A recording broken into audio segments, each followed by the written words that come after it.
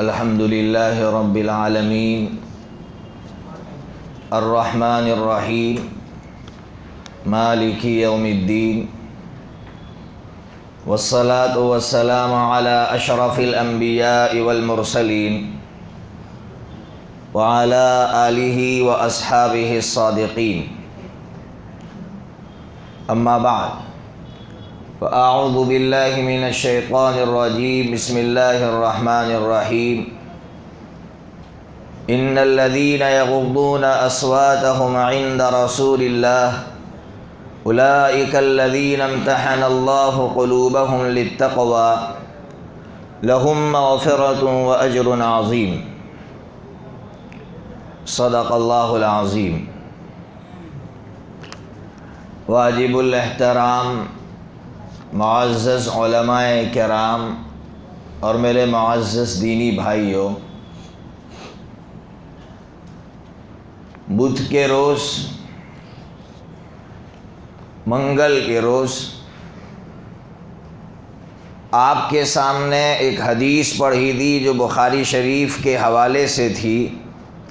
حضرت عبداللہ ابن عمر رضی اللہ تعالیٰ عنہما راوی تھے،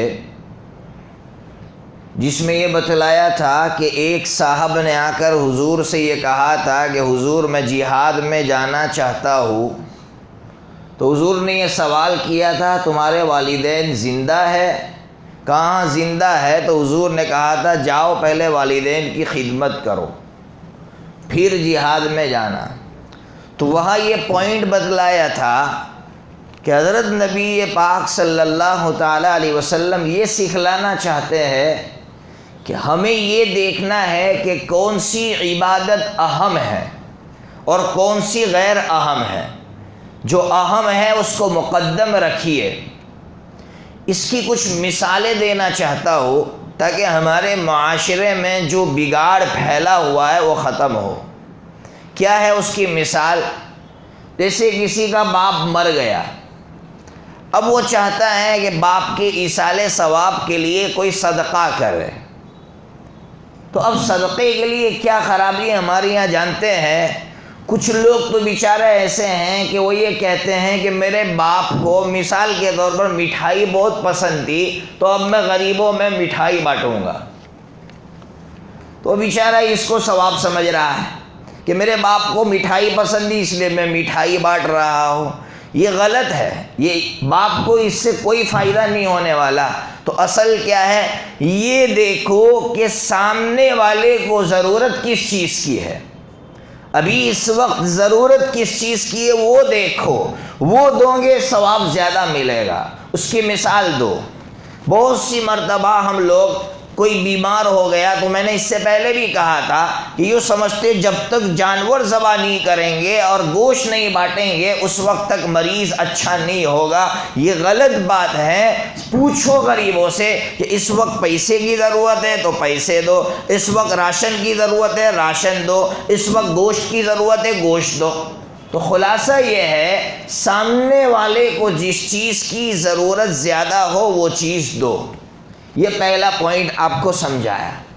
دوسری بات یہ چل رہی تھی کہ ماں اور باپ میں بہت سی مرتبہ اختلاف ہو جاتا ہے۔ ماں کہتی ہے بیوی کو طلاق دے دیں اور باپ کہتا ہے طلاق مت دے۔ تو میں نے بتایا تھا کہ ایسے موقع پر ہماری شریعت یہ کہے گی باپ کی اطاعت کر ماں کی نہیں، اس لیے کہ ماں کی خدمت مقدم ہے، ماں کی اطاعت مقدم نہیں ہے، اطاعت میں باپ مقدم ہے۔ لیکن ایک سوال آیا اس کے بعد ایک نوجوان کی طرف سے، سوال یہ آیا، اس نوجوان نے سوال یہ کیا کہ بہت سی مرتبہ باپ کہتا ہے طلاق دے، لیکن اس کو ایسا لگتا ہے کہ میرا باپ غلط بول رہا ہے، میرا باپ غلط فیصلہ کر رہا ہے جو طلاق کا فیصلہ کر رہا ہے۔ ایسے وقت میں کیا کیا جائے؟ اس لیے کہ آپ نے تو کہا تھا کہ باپ کی اطاعت مقدم ہے، باپ کہہ رہا ہے طلاق دے، میری ماں کہہ رہی ہے طلاق مت دے، تو اب ایسے وقت میں کس کی مانوں؟ تو اب ایسے وقت میں ہماری شریعت ہمیں ایک راستہ دکھاتی ہے۔ راستہ یہ دکھاتی ہے کسی اللہ والے سے اپنا تعلق قائم کر، اور اللہ والے کو مشیر بنا اپنا، اس سے جا کے مشورہ کر کہ اب میں پھنس چکا ہوں، میرا باپ مجھ سے کہہ رہا ہے طلاق دے، میری ماں کہہ رہی ہے طلاق مت دے، تو میں نے تو یہ سنا ہے کہ باپ کی اطاعت مقدم ہے، اب کیا کرو، اللہ والا جو کہے اس کی بات مان کے آگے بڑھ۔ تو یہ ایک پوائنٹ جو بیچ میں رہ گیا تھا میں نے آپ کو بتلا دیا۔ اب آگے جو مجھے کہنا تھا وہ یہ کہنا تھا کہ ماں باپ کے رشتوں میں، باپ اور جو ہے بیٹوں کے رشتوں میں جو دراڑ آتی ہے، وہ دراڑ عام طور پر شادی سے پہلے آتی ہے، جب لڑکی چوز کرنا ہوتا ہے یا لڑکی ہے اسے لڑکے کی تلاش ہوتی ہے، ایسے وقت میں ماں باپ کے درمیان اور بچوں کے درمیان میں اختلافات وجود میں آتے ہیں، عام طور پر دیکھا گیا ہے۔ اس کا حل کیا ہے؟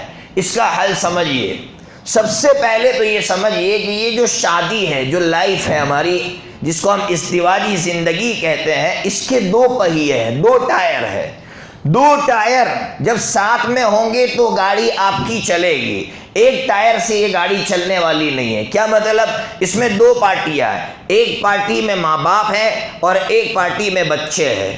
ہماری شریعت یہ کہے گی ماں باپ کی رضامندی بھی ضروری ہے اور بچوں کی رضامندی بھی ضروری ہے۔ صرف ماں باپ کی رضامندی ہے، بچوں کی رضامندی نہیں ہے تو یہ شادی آگے نہیں بڑھے گی۔ صرف بچوں کی رضامندی ہے، ماں باپ راضی نہیں ہے تو یہ گاڑی آگے نہیں بڑھے گی۔ لیکن اب سننا نوجوانوں، ہماری شریعت کہتی ہے دونوں کی رضامندی ضروری ہے، لیکن ماں باپ کی رضامندی سب سے زیادہ ضروری ہے۔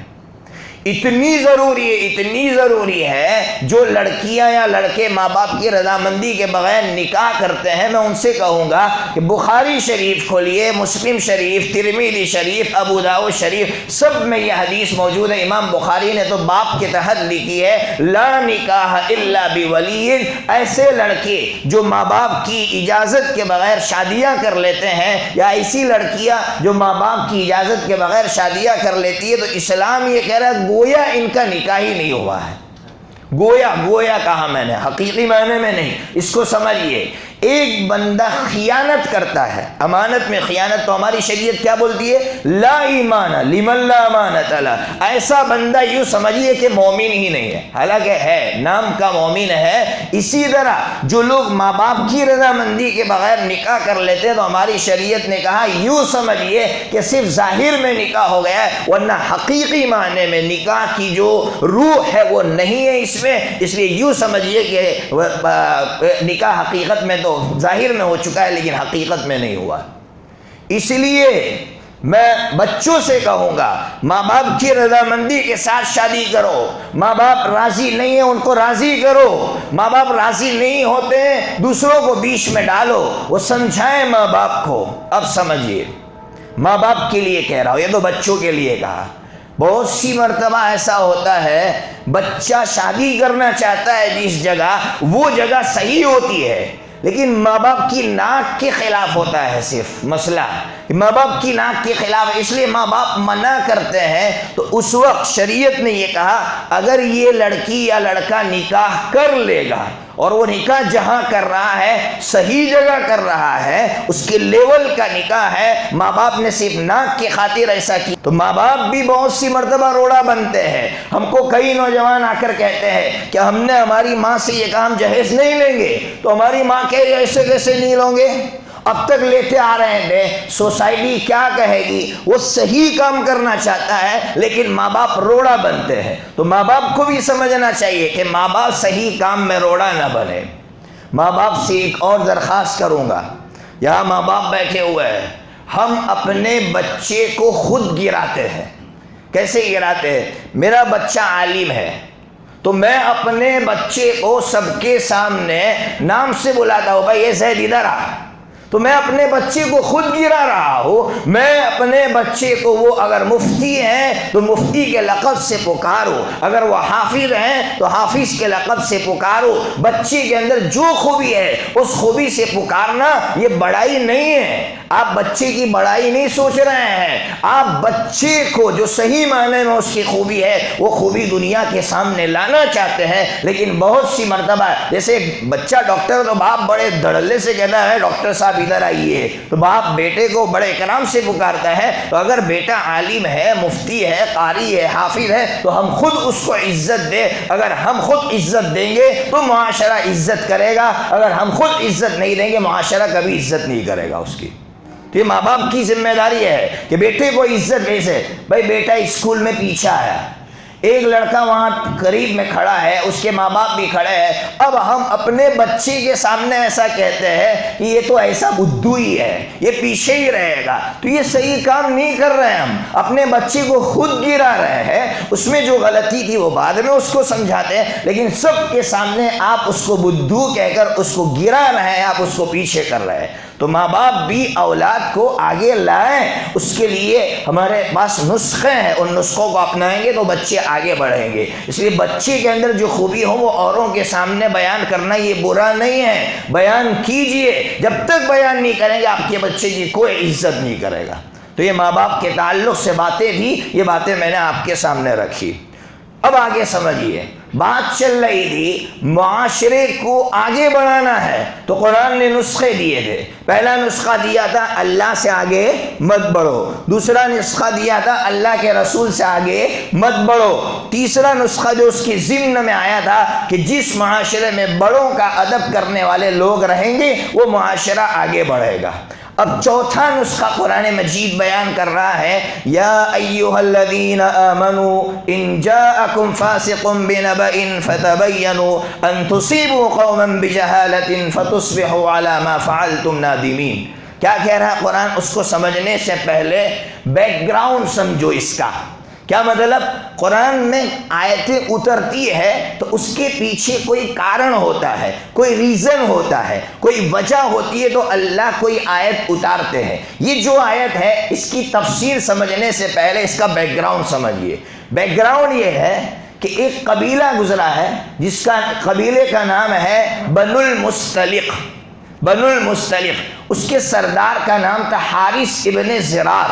حضرت جویریہ رضی اللہ تعالیٰ عنہ حضرت نبی پاک صلی اللہ تعالیٰ علیہ وسلم کی زوجہ محترمہ ہے، ان کے والد محترم حارث ابن زرار اس قبیلے کے سردار تھے۔ وہ ایمان لے آئے، ایمان لانے کے بعد اللہ کے رسول صلی اللہ تعالیٰ علیہ وسلم سے کہا، اللہ کے رسول آپ مجھے اجازت دیجئے، میں اپنے قبیلے میں جاتا ہوں، قبیلے میں جانے کے بعد میں وہاں لوگوں کو جمع کروں گا، اسلام کی دعوت دوں گا، جب وہ مسلمان ہو جائیں گے میں زکوٰۃ جمع کروں گا، آپ اپنے بندے کو بھیجنا، جب زکوٰۃ جمع ہو جائے گی یہ زکوٰۃ لے کر میں ان کو دے دوں گا۔ ٹھیک ہے، وہ وقت دے دیا۔ وقت کے مطابق حضرت نبی پاک صلی اللہ تعالیٰ علیہ وسلم نے ایک شخص ایک صحابی جن کا نام ہے ولید ابن عقبہ رضی اللہ تعالیٰ عنہ، ان کو بھیجا کہ جاؤ ولید زکوٰۃ وصول کر کے آؤ۔ اب حضرت ولید زکوٰۃ وصول کرنے کے لیے گئے۔ الگ الگ روایتیں ہیں، ایک روایت کے مطابق یہ ہے کہ جب حضرت ولید یہاں سے نکلے تو ان کے دماغ میں یہ بات تھی کہ یہ جس قبیلے کی طرف مجھے بھیجا ہے ان سے تو میری پہلے سے دشمنی ہے، اب اکیلا جاؤں گا ہو سکتا ہے وہ مجھے مار ڈالیں گے۔ تو انہوں نے واپس آ کر حضور سے یہ کہہ دیا کہ اللہ کے رسول وہ لوگ تو زکوٰۃ دینے کے لیے تیار نہیں ہیں، یہ بات آ کر کہہ دی۔ اب سمجھیے، اللہ کے رسول صلی اللہ تعالیٰ علیہ وسلم کو آ کر جب بتایا کہ یہ لوگ زکوٰۃ دینے کے لیے تیار نہیں ہیں، تو اللہ کے رسول صلی اللہ تعالیٰ علیہ وسلم نے حملہ نہیں کر دیا کہ حارث نے دھوکہ دیا ہم کو، حارث نے تو کہا تھا میں زکوٰۃ دوں گا اب زکوٰۃ دینے سے انکار کر دیا۔ نہ، حضرت خالد ابن الولید رضی اللہ تعالیٰ عنہ کی قیادت میں بھیجا ایک دستہ، کہا خالد جاؤ پہلے جا کر تحقیق کرنا کہ یہ بات سچ ہے جو ولید کہہ رہا ہے، اگر سچ ہے تو ٹھیک ہے پھر حملہ کر دینا، اور اگر سچ نہیں ہے تو پھر مجھے جو سچائی ہو وہ آ کر بتانا۔ حضرت خالد ابن الولید رضی اللہ تعالیٰ عنہ ایک جماعت کو لے کر پہنچتے ہیں، پہنچنے کے بعد ابھی اس قبیلے میں نہیں آتے، دور جگہ پڑاؤ ڈالتے ہیں، اپنے کچھ بندوں کو بھیجتے کہ جاؤ جا کر تحقیق کرو بات صحیح ہے کہ غلط ہے۔ پتہ چلتا ہے کہ ولید نے بات غلط کہی تھی۔ حضرت خالد ابن الولید رضی اللہ تعالیٰ عنہ واپس آتے ہیں، واپس آ کر اللہ کے نبی پاک صلی اللہ تعالیٰ علیہ وسلم سے فرماتے اللہ کے رسول بات غلط ہے، وہ سچے مسلمان ہے، وہ زکوٰۃ دینے کے لیے تیار ہے۔ حضرت حارث رضی اللہ تعالیٰ عنہ کو جب خبر ہوئی تو حضرت حارث رضی اللہ تعالیٰ عنہ خود زکوٰۃ لے کر آئے اور اللہ کے رسول سے کہا اللہ کے رسول بات غلط پہنچی ہے۔ قرآن مجید نے آیت، اللہ نے آیت اتاری قرآن مجید میں اور پوری انسانیت کو یہ پیغام دیا جب تک تحقیق نہ کر لو اس وقت کسی معاملے میں فیصلہ مت کرنا۔ یہ چوتھا نسخہ ہے معاشرے کو آگے بڑھانے کا، معاشرے کو کامیاب بنانے کا۔ جس معاشرے میں بغیر تحقیق کے فیصلہ کرنے کا مزاج ہوگا وہ معاشرہ تباہ ہو جائے گا۔ اس کا ایک دوسرا واقعہ قرآن مجید کی روشنی میں سناتا ہوں۔ حضرت حاطب رضی اللہ تعالیٰ عنہ صحابی ہے، حضرت نبی پاک صلی اللہ تعالیٰ علیہ وسلم کو خبر ہوئی کہ مکہ والوں کے ساتھ جو ہمارا ایگریمنٹ ہوا تھا وہ ایگریمنٹ مکہ والوں نے توڑ دیا ہے۔ جب مکہ والوں نے ایگریمنٹ توڑ دیا تو اللہ کے رسول نے ایک خفیہ مجلس رکھی، خفیہ مجلس میں خاص صحابہ کو بلایا اور اپنا پلان ان کے سامنے رکھا کہ ہمیں اب مکہ والوں پر حملہ کرنا ہے، لیکن یہ بات کسی کو معلوم نہیں ہونی چاہیے، پتہ نہیں چلنی چاہیے۔ اس میں ایک صحابی بیٹھے ہوئے تھے جو بدری صحابی تھے، بدر میں شریک ہوئے تھے، یعنی بہت بڑے صحابی تھے۔ ان کے دل میں آیا، باہر نکلے، ان کے دل میں آیا کہ دیکھو میں مکہ کا رہنے والا نہیں ہوں، میرے بیوی بچے مکہ میں ہیں، ایک کام کرتا ہوں میں مکہ والوں پر ایک احسان کرتا ہوں، احسان کے نتیجے میں میرے بیوی بچے بچ جائیں گے، کیا احسان کرتا ہوں۔ انہوں نے اللہ کے رسول کا جو پلان تھا وہ پلان ان کے سامنے لکھ کر لیٹر میں بھیجنا چاہا، اور یہ لیٹر اسی لمبا چوڑا واقعہ ہے۔ ایک عورت کو لیٹر دیا لیکن وہ عورت پکڑی گئی۔ اب اللہ کے رسول کی خدمت میں ان کو لایا گیا، حضرت حاطب کو۔ اب سنیے گا، حضرت عمر کہہ رہا ہے حضور آپ مجھے اجازت دیجیے اس کی گردن اڑا دو، منافق ہے۔ اللہ کے رسول صلی اللہ تعالیٰ علیہ وسلم نے فرمایا نہ، حاطب صفائی پیش کرو، صفائی پیش کرو۔ حضرت حاطب رضی اللہ تعالیٰ عنہ نے پوری صفائی پیش کی، اللہ کے رسول صلی اللہ علیہ وسلم نے ان کو معاف کر دیا۔ یہ سبق دیا اللہ کے رسول صلی اللہ تعالیٰ علیہ وسلم نے کہ جب کوئی بات تمہارے پاس آئے تو پہلے خوب تحقیق کرو، خوب تحقیق کرو۔ جو دوسرے بندے کے بارے میں بات آئی ہے اس کو صفائی کا موقع دو، جب صفائی پیش کر لے پھر فیصلہ کرو آپ کو جو فیصلہ کرنا ہے۔ آج گھر میں جتنی تباہیاں ہیں اس کی وجہ یہ ہے، کیا وجہ ہے کہ شوہر کو ماں نے کچھ کہا کان میں، رات کو آیا دکان سے کہ تیری بیوی ایسی ہے، تو شوہر نے بیوی کو مارنا شروع کیا یا طلاقیں دے دی یا کچھ نہ کچھ فیصلہ ہوا۔ بھائی بیوی نے شوہر سے کچھ کہا ماں کے تعلق سے تو شوہر نے فیصلہ کر دیا ماں کے بارے میں، بھائی بہن کے تعلق سے کچھ کہا تو بہن کے بارے میں فیصلہ کر دیا۔ کوئی تحقیق کا مزاج نہیں ہے کہ میری ماں کہہ رہی ہے تو کیا ہوا، میری ماں غلط بول سکتی ہے، میری ماں جھوٹ بول سکتی ہے، ماں کی بات پر بھی میں تحقیق کروں۔ لیکن لڑکے تحقیق نہیں کرتے ہیں اور ماں باپ کی باتیں سن کر بیویوں کو مارتے ہیں اور بیویوں کے بارے میں فیصلہ کرتے ہیں۔ اس سے آگے بڑھ کر ہمارا یہ جو زمانہ ہے سوشل میڈیا کا، تو کوئی بھی دعا کسی نے بھیجی یا کوئی بھی بات دینی بھیجی، کوئی تحقیق نہیں، ہم کو کچھ معلوم نہیں، فارورڈ کرتے ہیں، آگے بھیجتے ہیں۔ یہ صحیح نہیں ہے، یہ غلط کام کر رہے ہیں۔ آپ تحقیق کیجئے کہ یہ بات جو مجھ تک پہنچی ہے وہ صحیح ہے یا نہیں۔ اگر میں آگے بھیج رہا ہوں بغیر تحقیق کے تو اگر وہ بات غلط تھی تو میں خود اس کا ذمہ دار ہوں۔ کفیٰ بالمرء کذبا ان یحدث بکل ما سمع، انسان کی جھوٹا بننے کے لیے اتنا ہی کافی ہے، جو بات سنے آگے بھیجے، جو بات سنے آگے بھیجے۔ حالانکہ بعض مرتبہ بات سچی ہوتی ہے، پھر بھی آگے بھیجے گا تو وہ آگے جا کر جھوٹ بولنے والا بن ہی جائے گا، اس لیے کہ مزاج ہی نہیں ہے تحقیق کا۔ تو بہرحال تحقیق کا مزاج بنائیے کہ جب تک تحقیق کے ساتھ بات میرے سامنے نہیں آئے گی اس وقت تک میں بات نہیں مانوں گا۔ ایک واقعہ میں سناؤں، واقعہ حضرت تھانوی رحمۃ اللہ علیہ کا ہے۔ حضرت تھانوی رحمۃ اللہ علیہ کے ایک خادم تھے، ان کا نام تھا نیاس، بڑے عجیب خادم تھے۔ تو جب بھی کوئی مہمان آتا باہر سے تو وہ ان کے ساتھ سختی سے پیش آتے۔ ایک مرتبہ ایک صاحب نے یا کچھ لوگوں نے آ کر حضرت سے یہ کہا، حضرت یہ آپ کا جو خادم ہے نا یہ زبردستی کی سختیاں کرتا ہے۔ حضرت تھانوی رحمۃ اللہ علیہ نے خادم نیاز کو بلایا اور نیاز کو حضرت نے جو ڈانٹنا تھا ڈانٹ دیا۔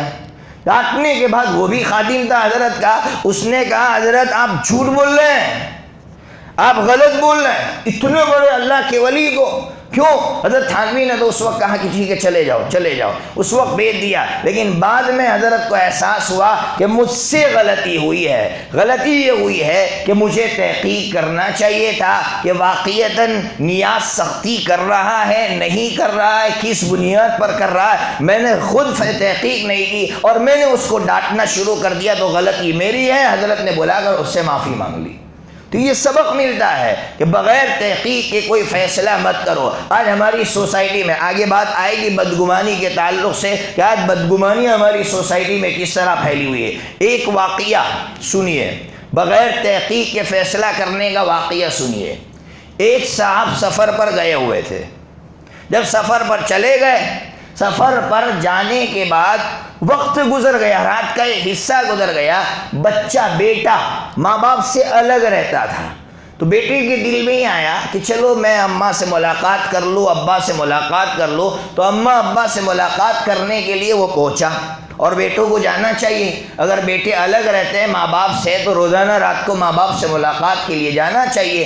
بیٹا ملاقات کے لیے پہنچا، جب ملاقات کے لیے پہنچا تو اس نے دیکھا کہ ابا نہیں ہے، تو اس نے اماں سے یہ کہا کہ اماں ایک کام کرو، ابا تو ہے نہیں، سفر پر گئے ہوئے، اب پتہ نہیں ابا کب واپس آئیں گے، میں آپ کے کمرے میں سو جاتا ہوں۔ اب یہ جو بچہ ہے ماں کے پلنگ کے نیچے سو گیا، بھائی ماں کے ساتھ تو سو نہیں سکتا تھا، ماں کے پلنگ کے نیچے سو گیا۔ اب ابا رات کو آئے، دروازے کو دستک دی، ان کی نظر پڑی کہ بیڈ کے نیچے کوئی سویا ہوا ہے، تو گھر میں کچھ رکھا ہوا ہوگا، نکالا، سر پر زور سے مارا، سر پھاڑ دیا۔ اب یہ چلا رہا ہے، عورت چلا رہی ہے، یہ تمہارا بیٹا ہے، اب کس کو مار رہے ہیں؟ پھر سر پکڑ کر بیٹھے ہوئے کہ میں نے کیا کام کر دیا۔ یہی ہوتا ہے کہ اس نے کوئی تحقیق نہیں کی تو بیٹے کا سر پھاڑ دیا اس نے۔ تو ایسا ہی ہوتا ہے، اگر معاشرے میں تحقیق نہیں ہوگی تو ایسے واقعات وجود میں آئیں گے۔ پھر میں نے کہا بیویوں کو مارے گا، ماں باپ کو مارے گا، الگ الگ طریقے کے فیصلے ہوں گے۔ اس لیے آج کے دین کا سب سے بڑا سبق یہ ہے کہ بغیر تحقیق کے ہم کوئی فیصلہ نہیں کریں گے۔ بھائی سمجھ میں آ گیا نا؟ اب کچھ مسائل سمجھاتا ہوں، اس لیے سمجھا رہا ہوں۔ ابھی کل ہی ایک جگہ سے فون آیا تو انہوں نے، چونکہ امت کو مسائل معلوم نہیں ہیں اس وجہ سے یہ نقصان وجود میں آ رہا ہے، اس لیے مسائل سمجھیے۔ سب سے پہلا مسئلہ تو اسٹیم لینے کا ہے، روزے کی حالت میں اسٹیم لینے کا، بھاپ لینا جس کو کہتے ہیں۔ روزے کی حالت میں اگر آپ اسٹیم لیتے ہیں، بھاپ لیتے ہیں، تو اس سے روزہ ٹوٹ جائے گا، اس لیے کہ جب آپ اسٹیم لیں گے تو پانی کے ذرات آپ کے ناک کے راستے سے دماغ تک پہنچیں گے، اور ضابطہ ہے کہ اللہ نے جو اصلی سوراخ بنایا ہے وہاں سے اگر کوئی چیز دماغ تک یا پیٹ تک پہنچتی ہے، بہت کھل کر سمجھا رہا ہو، صرف مسئلہ نہیں سمجھا رہا ہو، اس کا ریزن بھی سمجھا رہا ہو، اصلی سوراخ ہے، یہ اصلی سوراخ ہے، یہ اصلی سوراخ ہے، اس راستے سے پاخانہ کا جو سوراخ ہے وہ اصلی سوراخ ہے، اس راستے سے اگر کوئی دوا یا پانی دماغ تک یا کوئی چیز دماغ تک یا معدے تک پہنچائی جائے گی تو اس سے روزہ ٹوٹ جائے گا۔ تو اسٹیم لیتے وقت پانی کے ذرات دماغ تک پہنچتے ہیں اور دماغ سے سیدھا معدے تک پہنچتے ہیں۔ اللہ نے ایسی لائن بنائی ہے، جو چیز دماغ تک پہنچے گی وہ سیدھے معدے تک پہنچے گی، اس لیے روزہ ٹوٹ جاتا ہے۔ اور ایک اس کی دوسری شکل یہ ہے کہ سر پر آپ کو گرمی لگ رہی تھی، آپ نے کپڑا بھگو کر سر پر رکھ دیا، وہ پانی بھی اندر جا رہا ہے، وہ پانی اندر جاتا ہے، جبھی تو آپ کو ٹھنڈک محسوس ہوتی ہے، لیکن روزہ نہیں ٹوٹے گا۔ اس لیے نہیں ٹوٹے گا، یہ پانی جو اندر جا رہا ہے، چاہے آپ کے دماغ تک جا رہا ہے، وہ اصلی سوراخ سے نہیں جا رہا ہے بلکہ مسامات سے جا رہا ہے۔ تو جب مسامات سے جائے گا تو آپ کا روزہ نہیں ٹوٹے گا۔ انجیکشن لگاتے ہیں، اس لیے کھل کر سمجھانا پڑ رہا ہے کہ بہت سے لوگ مسائل صرف سنتے ہیں، سمجھتے نہیں ہیں، تو پھر گڑبڑیاں کرتے۔ کل ایک صاحب نے اسٹیم لے کر روزہ توڑ دیا، پھر مجھ کو فون کر رہے تھے، بھائی پہلے فون کرتے تو مسئلہ سمجھ میں آتا۔ انجیکشن، تو انجیکشن سے دوا پیٹ تک بھی پہنچ سکتی ہے، دماغ تک بھی پہنچ سکتی ہے، لیکن جو دوا پہنچ رہی ہے وہ رگوں کے راستے سے پہنچ رہی ہے، ڈائریکٹ اللہ نے جو سوراخ بنایا ہے وہاں سے نہیں پہنچ رہی ہے، اس لیے روزہ نہیں ٹوٹے گا۔ تو یہ دوسری شکل ہوئی کہ آپ نے رومال رکھا، اس کا پانی دماغ تک پہنچ رہا ہے، پھر بھی روزہ نہیں ٹوٹ رہا ہے، اس لیے کہ وہ اصلی سوراخ سے نہیں جا رہا ہے۔ ایک تیسرا مسئلہ ہے وکس لگاتے، وکس۔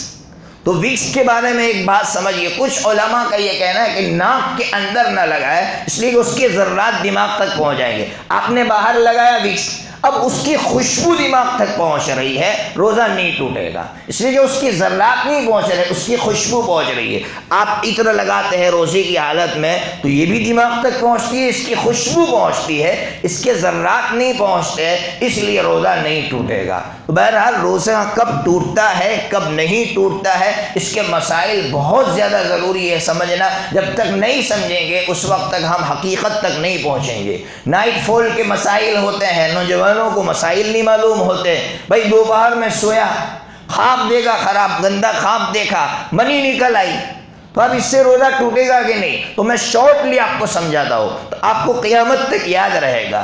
3 اسٹیپ ہے، یاد رکھنا۔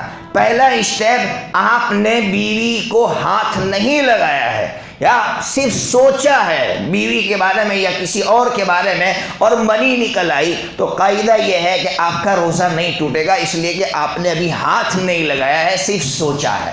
دوسرا اسٹیپ یہ ہے، آپ نے بیوی کو ہاتھ لگایا یا بوسہ دیا اور منی نکل آئی، تو اب سمجھیے روزہ ٹوٹ جائے گا، 1 دن کی قضا کرنی ہوگی، 1 دن کی قضا۔ اور ایک تیسرا اسٹیپ ہے، بیوی کو صرف ہاتھ نہیں لگایا، بیوی کے ساتھ جمع کر لیا روزے کی حالت میں، تو اب روزہ بھی ٹوٹ گیا۔ روزہ ٹوٹنے کے ساتھ ساتھ 1 دن کی قضا اور 2 مہینے کے مسلسل روزے بھی رکھنے ہیں، اس لیے کہ آپ نے رمضان کے مہینے کی توہین کی ہے۔ رمضان کے مہینے کی توہین کے نتیجے میں آپ کو 2 مہینے مسلسل روزے رکھنے ہوں گے۔ اللہ تعالیٰ سے دعا فرمائیں، اللہ تعالیٰ امت کو مسائل سمجھنے کی توفیق عطا فرمائے۔